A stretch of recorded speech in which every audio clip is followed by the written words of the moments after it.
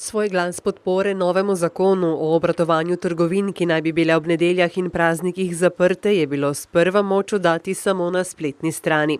A Čuš se je z ekipo podal na ulice slovenskih mest in zbral že okoli 2000 podpisov. Preko spletne peticije smo do zdaj zbrali 8000 podpisov podpore. Organiziramo vsak dan eno stojnico po Sloveniji, tako da prejšnji teden smo bili na Ptuju, v Ljubljani, v Ormožu in v Celju. Danes smo v Mariboru, potem jutri gremo v Kranj, v četrtek Velenje in petek Novo mesto. V Mariboru so kljub slabemu vremenu že v dopoldanskem času zbrali okoli 200 podpisov podpornikov. Zakon bo v prihajajočih tednih v parlamentarni obravnavi. V decembru, mislim, da nekje od 10. do 15. decembra v tistem tednu, kolikor bo tam potrjen, kar seveda tudi pričakujem, da bo, glede na to, da izvršilni odbor največje vladne stranke podpira ta zakon, prav tako nekatere druge opozicijske stranke, bo potem sledila druga in tretja obravnava.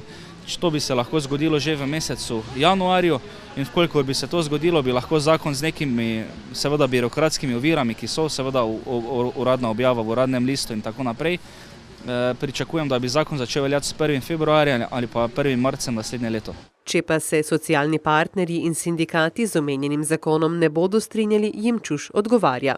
Zakon je seveda nad kolektivno pogodbo, tako da pričakujem, da tisti, ki so se 14 let imeli čas pogovarjati, bodo popustili in seveda upoštevali voljo zakonodajalca, torej parlamenta. Svoj glas podpore zakonu lahko oddate še do začetka decembra. V začetku prihodnjega leta pa bo torej že jasno, ali bomo potrošniki lahko opravljali nakupe tudi ob nedeljah in praznikih ali ne.